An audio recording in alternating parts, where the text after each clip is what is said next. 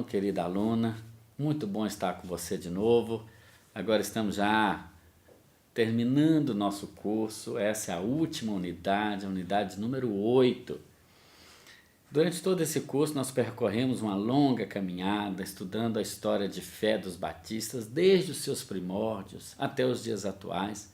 Vimos as teorias que pensam a origem dos batistas, vimos como os batistas surgiram de fato na Inglaterra, depois como foram para os Estados Unidos, se expandiram pelo mundo, chegaram ao Brasil. Vimos também como no Brasil o pensamento batista ele se formou, não é, a partir das vivências próprias aqui em nosso país. E nessa unidade, que é a unidade de fechamento, nós queremos pensar em alguns vultos, alguns personagens importantes da história, vidas que inspiraram e que nos inspiram ainda. Primeiro nós vamos ver, por exemplo, sobre Balthasar Hubmaier, né? Esse anabatista, né? Que lá no século XVI ele realizou um grande trabalho junto aos anabatistas, né? Balthasar Hubmaier foi aquele personagem histórico, né, que deve ser exemplo, uma vida que realmente nos inspirou a continuar a nossa caminhada. Ele tinha um lema que é assim: a verdade é imortal, né? Ele se tornou um pregador famoso, né? E ele defendia profundamente a verdade. Ele se uniu com aqueles, né, que se opuseram à permanência de certas doutrinas na igreja. Ele foi aquele que defendeu a completa separação entre igreja e Estado, um dos primeiros. Defendeu o batismo de pessoas adultas, apenas para adultos e não para bebês, ou seja, a fé é algo de pessoas adultas e não bebês que não sabem exatamente o que estão fazendo, por mais bem intencionado que essa prática seja, não é uma prática bíblica. Ele escreveu um livro que é O Batismo Cristão de Crentes, onde ele defende essa ideia, né? E diz que muitos que se dizem cristãos não experimentaram realmente a conversão. Para ele e para os demais anabatistas, como já vimos, né, o batismo é uma decisão pessoal. Ninguém pode decidir ser batizado por outro. Mesmo os pais não podem decidir pela fé dos seus filhos enquanto são bebês, enquanto são crianças.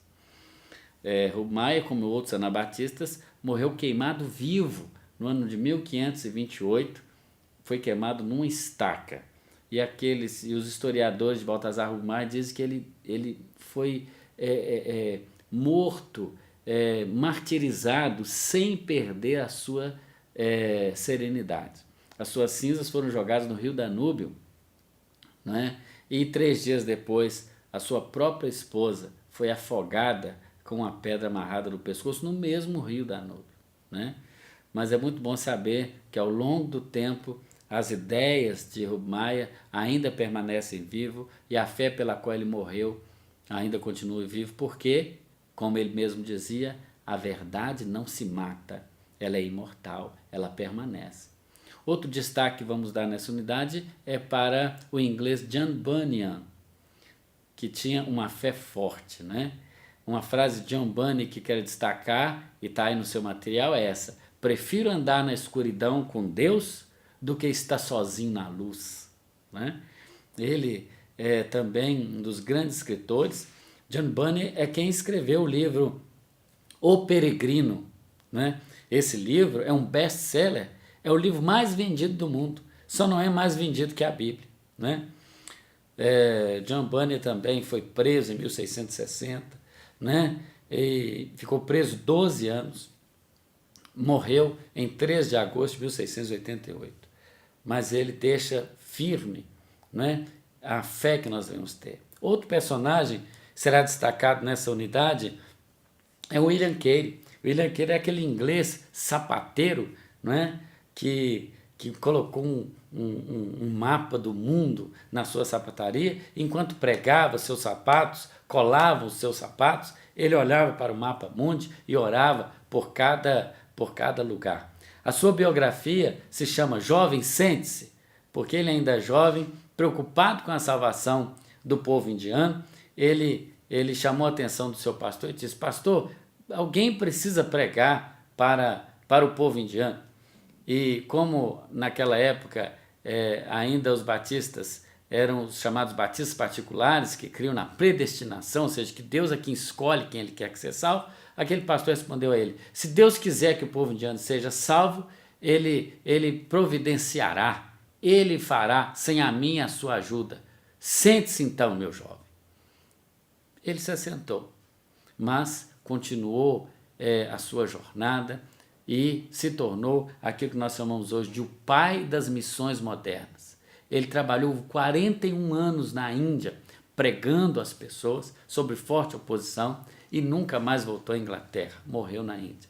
Outro personagem importantíssimo, jamais contemporâneo, é Martin Luther King. Martin Luther King foi um pastor batista americano e que lutou pela igualdade racial nos Estados Unidos. Ele, um negro, era pastor de uma pequena congregação e ali naquela cidade onde ele morava, uma senhora negra chamada Rosa Parks, ela não deu o seu lugar no ônibus para um branco como a lei dizia, e por isso ela foi presa.